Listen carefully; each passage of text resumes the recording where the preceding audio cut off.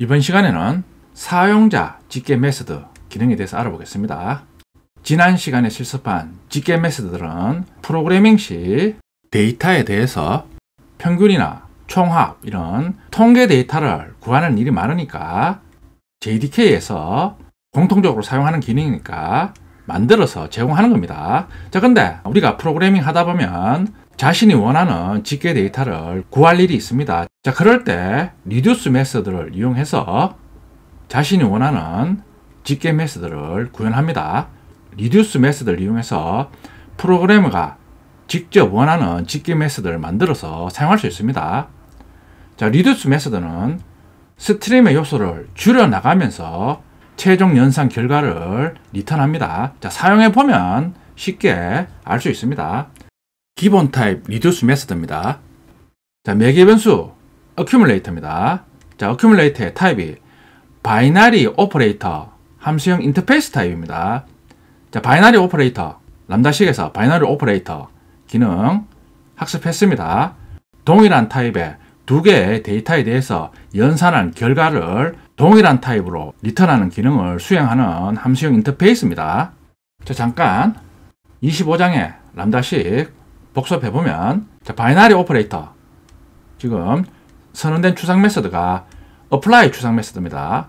자, 기능이 두 개의 객체 apply 추상 메소드에서 두 개의 객체 받아서 연산 후 다시 같은 타입의 객체 t로 리턴하는 기능을 바이너리 오퍼레이터 함수형 인터페이스에서 수행합니다. 자, 그러니까 리듀스 메소드 호출해서 두 개의 데이터를 전달하면 그 데이터에 대해서 연산 후 같은 타입의 결과값을 리턴합니다. 자, 그 결과값에 대해서 또다시 다른 요소를 전달해서 기존의 결과값에 대해서 또다시 연산해서 그 결과값을 리턴해서 다시 결과값과 새로운 요소를 리듀스 메소드 호출하면서 전달해서 동일한 타입의 결과값을 얻는 방식으로 모든 요소에 대한 연산 결과값을 얻은 후 최종적으로 리턴합니다. 자, 뒤에서 사용해보면 쉽게 이해할 수 있습니다. 자, 리듀스 메소드인데, 자, 이번에는 아이덴티티 매개 변수가 하나 더 추가됐습니다. 자, 두 번째 매개 변수는 똑같이 바이너리 오퍼레이터 타입입니다. 두 번째 리듀스 메소드는 기능은 같은데 최초 실행 시 아이덴티티 매개 변수에 지정한 초기 값에 대해서 첫 번째 전달한 요소와 연산을 하라, 그런 의미입니다. 그러니까 초기 값을 지정해 줄 수 있습니다. 자, 그리고 각각의 데이터 타입에 대해서 리듀스 메소드를 제공합니다. 자, 실습하면 쉽게 이해가 됩니다. 자, 어레이 리스트 객체 생성해서 4개 스튜던트 객체 저장합니다. 자, 이 예제는 어레이 리스트에 저장된 스튜던트 객체 시험 점수를 가지고 와서 시험 점수의 합, 즉 총점을 구하는 기능입니다. 자, 첫 번째 방법, 앞에서 학습한 최종 스트림 메소드, 썸 메소드를 이용하는 방법입니다. 스트림 메소드 호출해서 스트림 객체 얻습니다. map to into 메소드 호출해서 참조 기호 이용해서 getScore 메소드 호출해서 각각의 스튜던트 객체에 있는 점수를 얻어와서 스트링 객체 리턴합니다. 그런 후 썸 메소드 호출하면 스트링 객체에 저장된 70, 80, 90, 100 점수의 합을 리턴합니다. 자, 출력하면 340이 출력이 됩니다. 자, 이번에는 리듀스 메소드를 이용해서 총점을 구합니다. 자, 똑같이 스트림 메소드 호출합니다. 자, 이번에는 map 메소드 호출하면서 getScore 메소드 호출하니까 동일하게 학생들의 시험 점수가 저장된 스트링 객체 리턴합니다.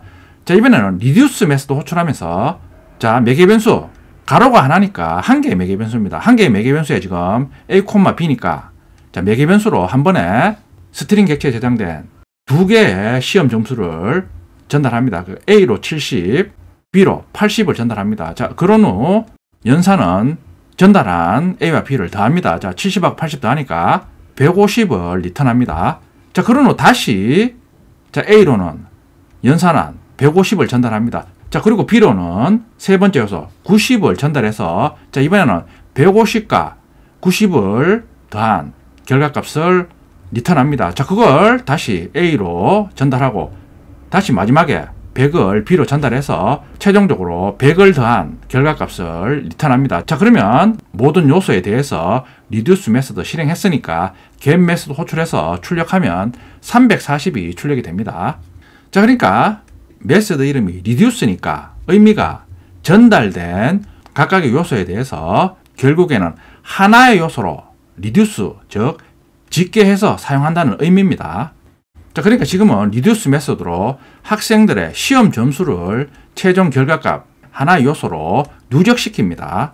자, 이번에는 리듀스 메소드 사용 시 기본값을 지정합니다. 자, 리듀스 메소드 최초 실행 시 전달된 값과 다라는 의미입니다. A, B 실행 시 다시 70하고 80이 전달돼서 자, 이번에는 기본값 0과 70, 80을 더한 결과값을 리턴합니다. 리턴한 150에 대해서는 동일한 과정으로 실행합니다. 결과값 출력하면 340이 출력이 됩니다. 자, 리듀스 메소드를 이용해서 개발자가 자신이 원하는 집계 메소드를 직접 구현해서 사용할 수 있습니다. 자, 지금은 썸 메소드의 기능을 리듀스 메소드로 구현해서 사용합니다. EX04 리듀스 테스트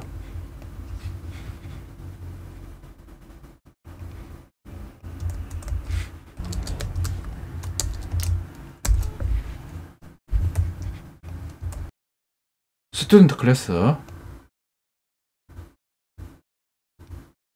기존의 걸 복사해서 사용하겠습니다. 자, 어레이 리스트 객체 생성 후 4개 스튜던트 객체 저장합니다. 자, 첫 번째 썸 메소드를 이용해서 학생들의 시험 총점을 구합니다.